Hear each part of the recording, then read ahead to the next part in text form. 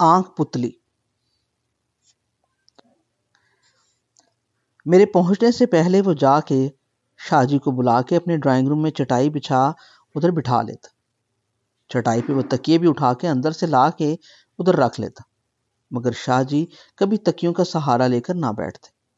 پتلے دبلے سے درمیانے قد کے 60 سال سے اوپر عمر ہوگی، تھوڑی تھوڑی سفید شیو ان کی بڑھی ہوتی، مسکین سا عجز بھرا چہرہ، بس چہرے پہ ان کی آنکھیں روشن موم بتی کی طرح جگمگ کرتی ہوئی سکون سے بھری۔ ایک نگاہوں نے دیکھ کے دل میں سکون یوں اترنے لگتا جیسے پیاسے کو پینے کو جی بھر کے ٹھنڈا میٹھا پانی مل جائے اور وہ پیتا رہے۔ میری گاڑی اس گھر کے سامنے پہنچتی، شاہ جی لپک کے دروازے پہ آ جاتے، بازو کھول کے دیر تک گلے لگائے رہتے۔ ان کا گلے لگانے کا انداز ایسا تھا کہ وہ گلے لگتے تو جسم کی ساری تھکن، چڑچڑاہٹ، اداسی، بے بسی یا اس قسم کا کوئی بھی منفی جذبہ جسم کے خلیوں سے نکل جاتا۔ گلے لگے لگے وہ گردن ہلا کے چہرہ سامنے لا کے کندھوں کو دونوں ہاتھوں میں لے کر عین آنکھوں کی پتلیوں کے اندر کچھ اس طرح دیکھتے کہ آنکھوں کی پتلیوں کے اندر گھس کے وہ دل و دماغ پہ چھایا غبار، اٹھی دھول، اٹھتے زلزلوں سے پھیلا سارا بدرنگا سیال بلاٹنگ پیپر کی طرح چوس لیتے۔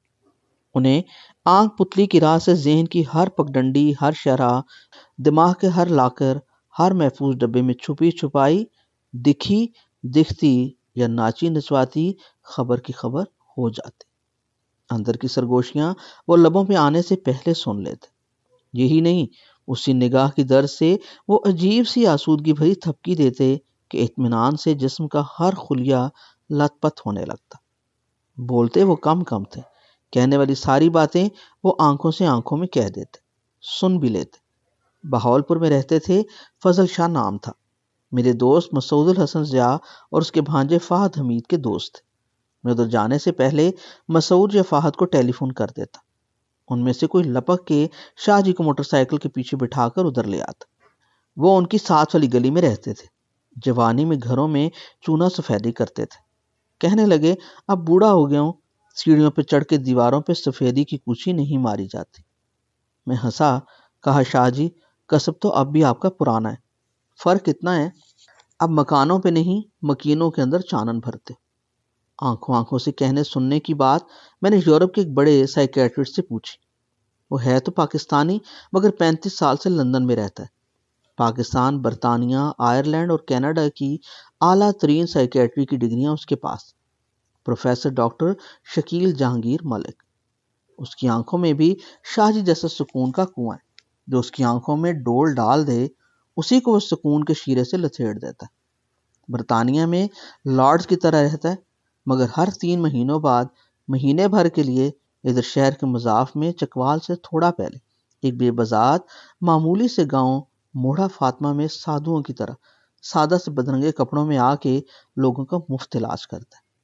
ادھر سے جو پاؤنڈ کماتا ہے ان کی دوائیاں خرید کے ادھر لوگوں میں مفت بانٹ دیتا ہے۔ ایک دن میں اس کے ساتھ اس گاؤں میں چلا گیا۔ لوگوں کا ہجوم، ایک 1.5 کنال کا احاطہ، درختوں کی چھاؤں میں بینچ بچھے، کرسیاں پڑی ہوئی، دیہاتی، بوڑھے، جوان، مرد، عورتیں، بچے، سب ذہنی مریض۔ کوئی 3 بار خودکشی کی کوشش کر چکا، کسی نے دوسرے کو مارنے کی کئی بار کوشش کی۔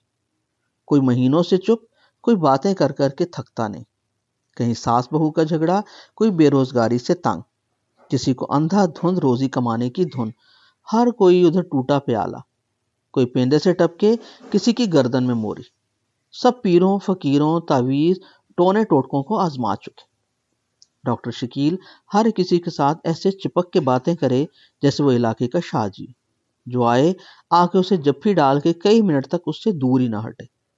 کسی سے سرگوشیوں میں، کسی سے ہاتھ پہ ہاتھ مار کے ویسے باتیں کرے جیسے ادھر سارے اس کے لنگوٹیے یار۔ میرا فیوز اڑ گیا، یہ برطانیہ کا لارڈ ادھر بدھا بنا نروان بانٹ رہا۔ خاموش چپ منہ میں انگلیاں لیے میں دیکھتا جاؤں، سنتا جاؤں۔ حیرت کی بات، لوگوں کو اس کے علاج سے 16 آنے افاقہ ہو رہا تھا۔ وہ جسے رسیوں سے باندھ کے پہلی بار اس کے پاس لایا گیا تھا، جو پھنیر سانپ کی طرح آ کے گولے پھنکارتا تھا، زہریلی باتوں سے جس نے پورا گاؤں کڑوا کیا ہوا تھا، وہ دھیرج سے دھیرے دھیرے مسکراتا آتا، اپنے پرانے سب رویے بھی اسے یاد ہوتے۔ یہ اسے کچھ ایسی تھپکی دیتا کہ نہ تو کوئی پرانے کسی پچھتاوے کے عذاب سے روتا، نہ اپنے پچھلے رویے بتانے میں اسے کوئی شرم آتی۔ یہ لوگوں کو سچ کی آنکھوں میں آنکھیں ڈال کے جینا سکھا رہا تھا۔ اپنے مریضوں کے اندر سے گلٹ یوں چمٹی سے پکڑ کے نکال دیتا جیسے ملائی کے اندر سے گرا ہوا کوئی اکھڑا بال۔ مریض سارے اٹھ کے گئے تو میں نے ڈاکٹر شکیل کو گھیر لیا۔ کالج میں مجھ سے 3 سال جونیئر تھا، مگر اب اپنے شعبے میں 3 بڑے اعظموں میں یکتا۔ پوچھا یار یہ چمتکار کیسے؟ بولا میرے والدین کی کوئی نیکی دعا۔ اس کے والد پاکستان بنتے سمے جوہر آباد میں آباد کاری کے افسر اعلیٰ تھے۔ لوگوں کو میلوں زمین الاٹ کر دی، اپنے لیے 1 گز زمین بھی نہ لی۔ ماں اس کی king Edward medical college Lahore کی پاکستان بننے کے بعد پہلے گروپ سے پاس MBBS، مگر ساری عمر پرائیویٹ پریکٹس نہ کی۔ بات پوری سمجھ میں نہ آئی۔ ایسی کرامات تو میں بابوں میں دیکھتا آیا تھا، وہ بھی کسی خوش نصیب مریض کے لیے۔ یہاں تو 100% صحتیابی۔ راز کیا ہے؟ بولا بات اندر کی بگڑی بائیو کیمسٹری کی ہوتی، کیمسٹری میں باتیں ساری نمکیات کی۔ بولا باورچی خانے میں تو 1 نمک استعمال ہوتا ہے، بندے کے اندر نمکیات کا سمندر، کبھی کوئی نمک کم، کسی میں نمک کی پوری کان۔ بس ایک تو یہ مسالے دوائیوں سے ٹھیک کرتا، دوسرا وہی طریقہ جو بابے کرتے تھے۔ وہ کیا؟ بولا 3 شرطیں، تینوں پوری ہو گئیں تو ذہنی ہر مریض ٹھیک۔ پوچھا بتا دو یار۔ بولا یہ معالج کے لیے ضروری ہے، سائیکیٹرسٹ کہہ لو یا بابا کہہ دو اسے۔ مجھے ایک ساتھ کئی بابے شاہ جی اور پیر یامین یاد آ گئے۔ پیر یامین مظفر گڑھ سے آگے ایک چھوٹے سے قصبے خان گڑھ بستی کے باہر ایک ڈیرے پہ رہتا تھا۔ سونا سوکھا نوکدار تلوار جیسی مونچھیں، داڑھی منڈی ہوئی، گھنگریالے کالے سیاہ تیل سے چمکتے سر کے بال، تریزوں والی بوسکی کی قمیض، چلے تو چھن چھن بولے، نیچے کلف لگی لٹھے کی ٹن ٹن بولتی تہمت، پیروں میں سنہری مور پنکھ کی طرح ناچتے پیروں میں خصے، شکاری جیپ پہ شکار کرتا، ڈیرے بھینسوں بیلوں کی قطاریں، ادھر ہی لوگوں کا ہجوم، موٹے موٹے پائیں والی مسہری پہ بیٹھا لوگوں کے لائے کپڑے کو ہاتھ لگا کے بیماری پوچھتا جائے، کسی کو تعویذ دیتا، کسی کو رانگڑی میں کچھ گالیاں۔ بیمار کہتے انہیں شفا ملتی۔ میری ان سے یاری ہو گئی، مجھے وہ ساتھ والے کمرے میں لے جاتا، ادھر اور بھی کوئی خاص سوالی ادھر جا کے ایک چادر لے کر لیٹ جاتا، 3 بار السلام علیکم کہتا، پھر خود کلامی شروع ہو جاتا، اسی میں آئے سوالی کے سارے سوال کھنگال کے بندے کو اتھیڑ دیتا، اونچی ڈور کا سرا پکڑ لیتا۔ میں ڈاکٹر شکیل کی ہاتھ سے نکلی ڈور کا سرا ڈھونڈنے میں لگا تھا۔ بولا پہلی شرط کیسے سمجھاؤں؟ وہ اردو میں انگلینڈ میں پڑھی سائنس کے لیے مناسب الفاظ سوچنے لگا، اپنے سر کے گھنے سرمئی بالوں میں ہاتھ پھیرتے ہوئے بولا یوں کہہ لو مریض کے بارے میں غیر مشروط مثبت رویہ، کسی لالچ فریب، ہر قسم کے مفاد سے بالا تر ہو کے، صرف مریض کے لیے دل کی اتھاہ گہرائی میں پوری نیک نیتی سے اس کی پوری صحت مندی کی دعا۔ دعا؟ میں چونکا، تمہیں ولایت میں دعا بارے بھی پڑھاتے؟ ہنسا، بولا دعا سے ہی تو سارے معجزے ہوتے ہیں، میریکلز۔ مغرب والوں سے زیادہ کون مناجات سے واقف ہے؟ میں نے ڈاکٹر شکیل جہانگیر کے کندھے دونوں اس طرح پکڑے جیسے شاہ جی میرے کندھے پکڑ کے عین آنکھوں کے اندر دیکھتے تھے۔ اسی طرح نگاہ ڈاکٹر شکیل جہانگیر کی آنکھ پتلی میں رکھ کے کہا یہ شرط تو نے ولایت میں نہیں یہاں بابوں سے پڑھی ہوگی۔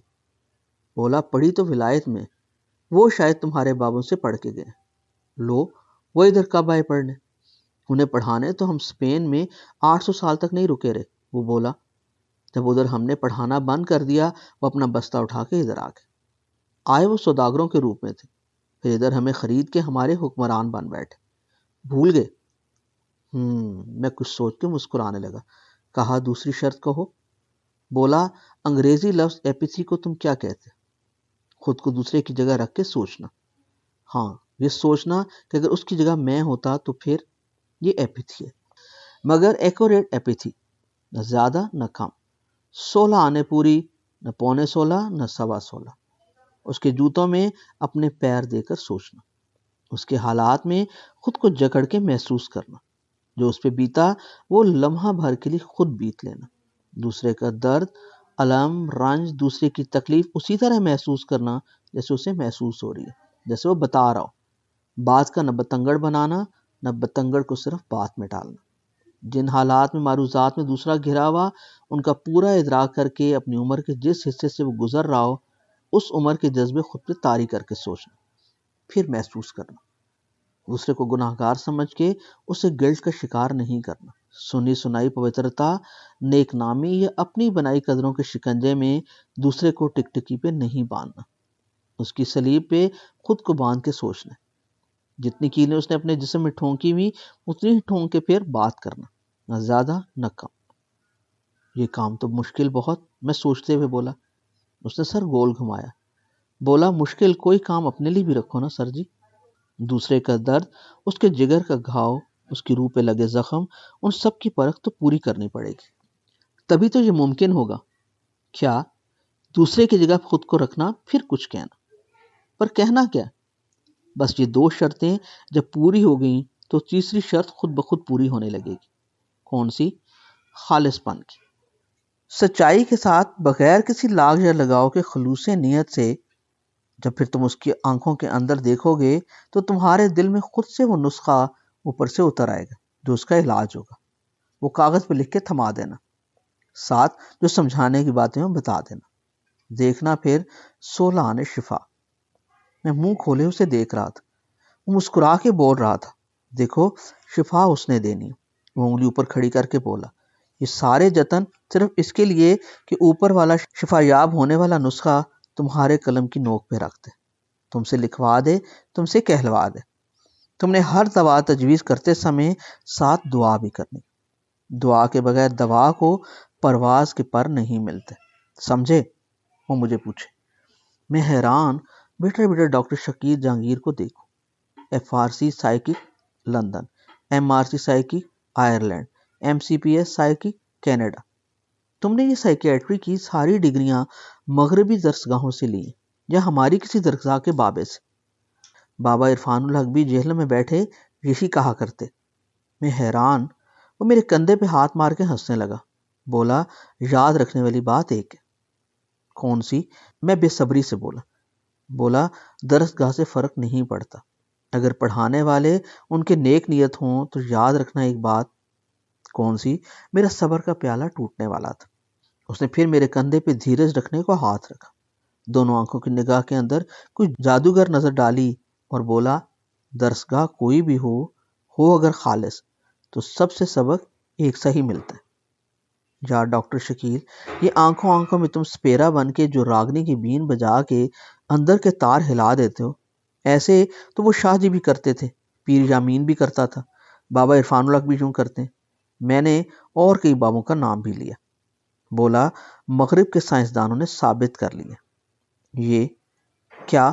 آنکھوں سے پڑھنے اور پڑھانے کا راز، یعنی عطا۔ ایک نگاہ سے سمندروں کے سمندر انڈیل دینا، ایک نگاہ سے پہاڑوں کے پہاڑ اچک بھی لینا۔ یہ میں پوچھنے لگا۔ ڈاکٹر شکیل مسکرایا اور بولا ہاں۔ میں نے کہا یار یہ تو کمپیوٹر کی پسلی کی چھوٹی سی درز میں USB لگا کے کمپیوٹر کے اندر کے سارے راز چوس لینے کی بات، یہی نہیں کسی بھرے کو خالی کر دو، خالی کو بھر دو، جیسے USB کرتی، ایسے ہی۔ بولا ہاں۔ مجھے سمجھانے کو بولا، سر آپ خود ڈاکٹر، آپ کو پتا صرف آنکھوں کی پتلیوں کا ڈائریکٹ ہمارے ذہن سے رابطہ تعلق، پورا دماغ نگاہ کی عینی سے جڑا ہوا، سیدھا ننگا ڈائریکٹ، ہے نا؟ ہاں ہے۔ مغرب والوں نے دماغ میں خلیے پہچان جو عین وہی روپ اپنا لیتے جو انہیں کہا جاتا۔ پتہ ان کو کیا کہتے؟ کیا؟ Mirror neuron.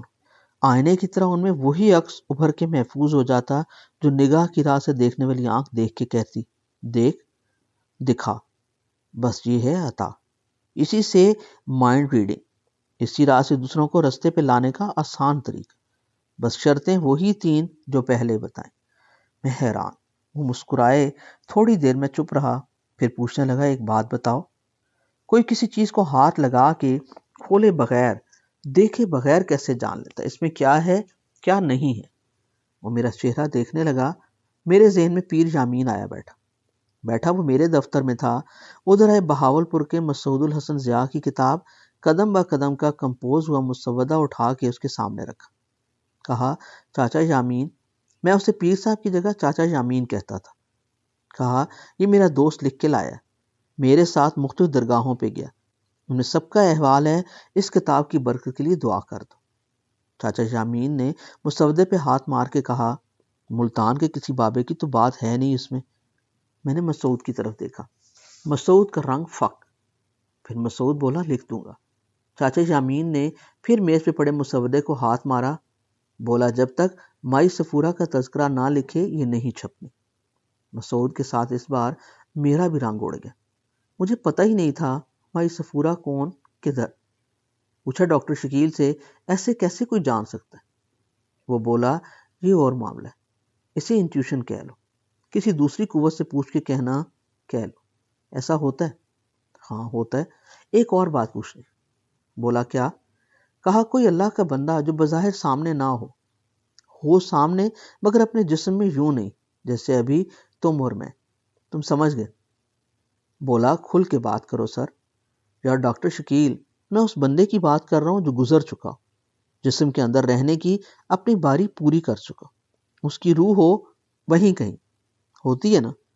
ہاں ہوتی ہے. وہ سر ہلانے لگا. وہ روح اگر اللہ کے خاص بندے کی ہوئی تو؟ وہ پھر ہنسنے لگا.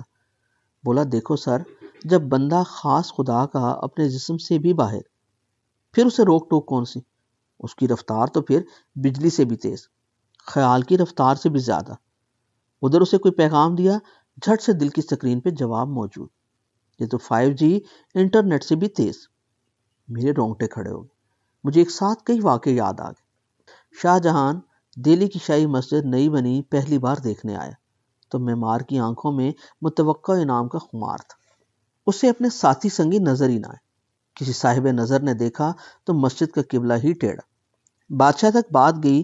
معمار کا رنگ فک. سمجھ گیا مارا گیا. کسی وزیر نے بادشاہ کا دھیان تاج محل کی طرف کر کے کہا اسے ذرا مہلت دے دیں سرکار. وقتی طور پر سزا ٹل گئی. ہزاروں مربع گز کی دنیا کی سب سے بڑی اپنے وقت کی بنائی وہ مسجد کیسے سیدھی کرے؟ معمار جنگل میں مارا مارا پھرنے لگا. ایک مجذوب کی نگاہ پڑ گئی. دیکھ کے ہنسنے لگا. بولا اپنی کاریگری کا گھمنڈ بڑا برا ہوتا ہے، اندر کے ٹیڑھے پن سے ہی باہر کا بگاڑ جنم لیتا ہے. معمار ہاتھ جوڑ کے بولا سرکار مدد فرمائیں، مارا گیا. مجذوب بولا جاؤ دور لاہور سے ملتان جاتی راوی کنارے راہ پہ، ادھر ایک دھوبی گھاٹ پر اللہ کا بندہ، اس سے بات کرو. معمار نے گھوڑا دوڑایا. پہنچ گیا سنیچر کی صبح دھوبی گھاٹ. دیکھا ایک بوڑھا میلے بوسیدہ کپڑوں کو ایسے مل مل کے دھو رہا کہ نور کپڑوں کی ہر تار سے طلوع ہونے لگتا. سمجھ گیا پہنچ گیا منزل پہ. سارا ماجرا کا. عبد الحکیم نام تھا دھوبی کا، جن کے نام سے ہی اس بستی کا اب نام ہے. بابا عبد الحکیم نے پانی میں کھنگالی ہوئی ایک چادر نکال کے اس کا ایک سرا معمار کو پکڑایا. بولا اب گھماؤ اسے. میرے رخ کے الٹ وسوسوں میں رہ کے جو ٹیڑھا پن آیا وہ نکالتا ہوں، تیرا اور تیری بنائی مسجد کا. دونوں نے گیلی چادر کے کونے پکڑ کے مخالف سمتوں میں نچوڑے. شرمندہ پھٹی آنکھوں کی طرح ان سے پانی نچڑا. بابا کے نچوڑتے جاؤ. چادر سے پانی ٹپکنا رک گیا. معمار کی آنکھوں سے رم جھم نہ رکی. زور مارا، چر کی آواز آئی. چادر اندر سے کہیں ذرا پھٹ گئی. بابا مسکرایا. بولا جا دہلی میں تیری بنائی مسجد کا قبلہ سیدھا ہو گیا. معمار گھوڑا دوڑاتا واپس بھاگا. دہلی میں مسجد میں گیا تو قبلہ درست سمت گیا. اندر بیٹھے کچھ لوگوں سے دیوانوں کی طرح پوچھنے لگا یہ کیا کیسے؟ وہ بولے پچھلے سنیچر صبح کی بات ہے، خوفناک زلزلہ آیا، در و دیوار کانپے، مسجد کی مینار سلامت کھڑے رہے، دیوار ذرا ایک طرف سے پھٹ گئی، قبلہ سیدھا ہو گیا. دہلی سے سینکڑوں میل دور راوی کنارے کھڑے اسی بابا عبد الحکیم کی ایک دیوانی تھی. جب تک بابا کو دیکھ نہ لیتی صبح کو صبح نہ مانتی. اسی کا نام مائی صفورہ تھا. اس کی چوکھٹ پر مسعود گیا وہ کہانی لکھنے، تب اس کی کتاب قدم بقدم چھپی. اس کتاب میں اس نے میری وہ تصویر کشی کی جو ممتاز مفتی نے قدرت اللہ شہاب کی لبیک میں اور سفر در سفر میں اشفاق احمد نے ممتاز مفتی کو جس آنکھ سے دیکھا، اس نظر کو آنکھ میں بھر کے مسعود نے مجھ پہ تہمت لگائی. ایک خاص واقعہ بھی یاد آیا. وہ واقعہ میں نے شاہ جی کو بھی سنایا تھا. ہوا یوں کہ جب میں آزاد کشمیر مظفر آباد میں ایک میڈیکل بٹالین کمانڈ کر رہا تھا ان دنوں کی بات ہے، میں دفتر کے لیے تیار ہو کر گھر سے نکل رہا تھا کہ دفتر کا کلرک روحانسی شکل بنائے دکھ سے نچڑا ہوا اس صبح کا اخبار ہاتھ میں لیے میرے پاس آیا۔ میرا گھر دفتر کے قریب ہی تھا۔ دفتر پہنچنے سے پہلے وہ کوئی خوفناک خبر اپنے چہرے پہ لکھے میرے سامنے آ گئی۔ سمجھ گیا کوئی بہت بری خبر ہے۔ دل میں جیسے کوئی چھری سی چبھی۔ پوچھا خیر ہے؟ کلرک نے لرز کے سہمے میں اخبار سامنے کر دی۔ اف! اخبار کے پہلے صفحے پہ موٹی سرخی تھی، ایل ڈی اے کے سربراہ اقبال ویلا کے گھر ڈاکہ۔ میں ہیڈ لائن پڑھ کے گرنے لگا۔ نیچے بھائی جان کی سر پر بندھی پٹی کے ساتھ بڑی سی تصویر چھپی تھی۔ آنکھوں کے سامنے اخبار کے الفاظ الٹ پلٹ ہو کے طوفان مچانے لگے۔ ڈاکوؤں نے لاکھوں کے زیورات، نقدی اور گاڑی لوٹ لی۔ ایل ڈی اے کے زخمی مینیجنگ ڈائریکٹر اقبال ویلا اخباری نمائندے سے بات کرتے۔ میرا جسم کپ کپایا جائے، آنکھیں پھٹی کی پھٹی، ہاتھ کھل بند، کھڑا ہونے کی ہمت نہ رہی۔ سانس چڑھ گیا، بیٹھ کے ساری خبر پڑھی۔ بے شمار باتیں ایسی تھیں جو خبر میں نہ چھپی تھیں۔ میرا فوجی ٹیلی فون ڈائریکٹ نہ تھا۔ فوجی نمبروں کے لیے ڈائریکٹ سول نمبر پہ کال بک کرا کے بات ہوتی۔ سیل فون کا وہ زمانہ نہ تھا۔ مجھ میں اتنا صبر کہاں۔ کلرک کو کہا جاؤ جہاز کا ٹکٹ لے کر آؤ۔ مظفر آباد سے اسلام آباد، آگے لاہور۔ اپنے ہیڈ کوارٹر نمبر گھمایا، 3 دن کی چھٹی لی۔ اب سوچوں کسی سول نمبر پر جا کر پوری بات معلوم کر لوں۔ ادھر مظفر آباد میں 2 بڑے گھروں میں میرا آنا جانا تھا۔ دونوں سے دوستی تھی۔ ایک کشمیر کے وزیر اعظم سردار عبدالقیوم، دوسرے انہی کے پڑوسی کشمیر کے انسپکٹر جنرل پولیس حبیب ملک۔ میں نے گاڑی نکالی، دونوں گھروں کی طرف موڑ دی۔ بڑی سڑک سے ان کے گھروں کی طرف مڑتے ہوئے کونے پہ ایک ان دونوں سے بھی بڑا بیٹھا تھا۔ میں جب کبھی بھی بازار کسی کام سے جاتا ادھر 2 گھڑی ضرور رک کے بات کرتا۔ وہ درگاہ سہیلی سرکار تھی۔ میں نے موڑ کے اوپر چڑھنے کی بجائے گاڑی سہیلی سرکار کی درگاہ کے اندر موڑ دی۔ بھاگم بھاگ ان کی جالی کے پاس پہنچا، مدتوں ادھر کھڑے ہو کے مسکرا کے راز و نیاز کرتا آیا تھا۔ اس صبح میری آنکھوں میں طوفان مچا تھا۔ آنسو ادھر جاتے ہی بند توڑ کے بہہ نکلے۔ میں نے فاتحہ پڑھ کے بس ایک بات کہی، سرکار میرے بھائی جان، میری ماں بھی، باپ بھی، کس نے ان کے گھر یہ ہمت کی؟ اس بدبخت کی مجھے شکل دکھائیں ابھی۔ کوئی سوچے یہ کیا سوال ہوا؟ شاید کسی کے دل میں خیال آئے بھلا اس کا جواب مل سکتا تھا، مگر جواب اسی لمحے ملا۔ چہرہ پورا دکھا دیا گیا۔ میں پہچان گیا، سہیلی سرکار کی جالی سے لپٹ کے شکریہ ادا کی۔ انسپکٹر جنرل پولیس کے گھر سے لاہور بھائی جان کے گھر کا نمبر ملایا۔ چھوٹا بھائی بلال فون پہ بات کرتے ہوئے رونے لگا۔ پوچھا سب خیریت سے ہے نا؟ وہ روتے ہوئے بولے بھائی جان زخمی ہیں، وہ خود بھی زخمی تھا۔ فکر نہ کرو، میں شام سے پہلے انشاءاللہ پہنچ رہا ہوں، مجھے پوری بات بتاؤ۔ وہ آدھی رات کو گزرے اس صدمے کی بات سنانے لگا۔ میں نے اس کی بات کاٹی۔ سہیلی سرکار نے جو چہرہ دکھایا تھا اس کا نام میں جانتا تھا۔ وہ گاؤں کا ایک بے روزگار لڑکا تھا۔ بھائی جان نے ترس کھا کے اسے اپنے محکمے میں نوکری دی تھی۔ اس کا گھر میں آنا جانا نہیں تھا، مگر میں نے بلال سے پوچھا اس کا نام لے کر، وہ گھر تو نہیں آیا تھا وہ بھی اس وقت؟ بلال کہنے لگا اسے بھی ڈاکوؤں نے مارا ہے، اس کے منہ پہ پٹی باندھ دی۔ بس تم فکر نہ کرو، سہیلی سرکار جھوٹ تھوڑی بول سکتے تھے۔ ایئرپورٹ سے بھاگا گھر گیا، بھائی جان کو ایک طرف لے جا کر عرض کی بھائی جان مجھے گاؤں کی اسی لڑکے کا کرایہ سارا کھیل لگتا ہے۔ بھائی جان سارے کنبے کے ساتھ گاؤں والوں کو بھی پالتے آئے تھے۔ ایک دم میری پوری بات سنے بغیر بولے نہیں ایسا خیال نہ لانا دل میں، خبردار۔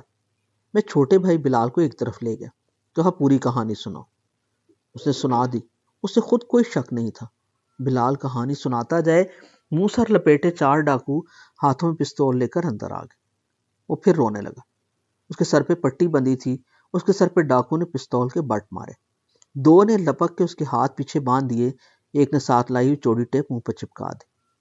اور وہ گاؤں والا، اسے بھی لاتیں ماری، وہ ادھر گرا، ایک نے پکڑ کے اس کے منہ پر بھی ٹیپ چپکا دی۔ پھر وہ سب بھائی جان کے کمرے کی طرف گئے، میری کن پٹی پہ پستول رکھ کے۔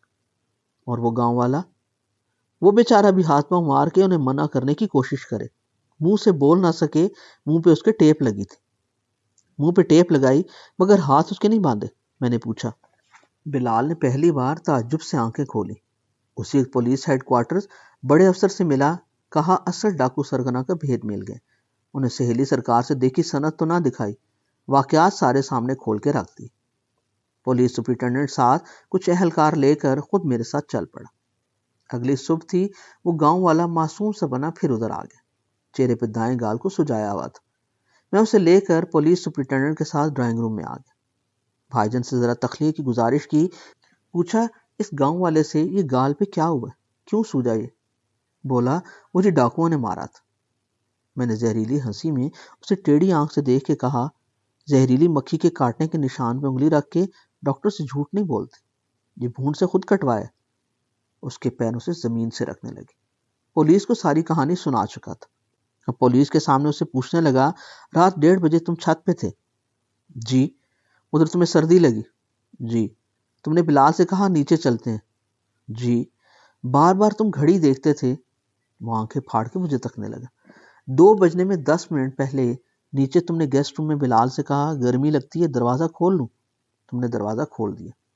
اس کا رنگ فاق ہونے لگا، منہ سے کچھ بولا نہ جائے۔ ہکلاتے ہوئے بولا، وہ دیوار پلان کے آئے، میرے منہ پر ٹیپ لگا دی۔ تمہارے منہ پہ ٹیپ چپکی رہی؟ جی، جبکہ تمہارے ہاتھ کھلے تھے دونوں۔ اس کی دونوں آنکھیں ابل کے باہر آ گئی۔ چند لمحے کمرے میں مکمل خاموشی رہی۔ اس اثنا میں پولیس سپرنٹینڈنٹ اور اس کے ساتھ آئے تھانے دار نے اسے ایسے گھور کے دیکھا کہ لگتا تھا کہ اس کا پیشاب نکل گیا۔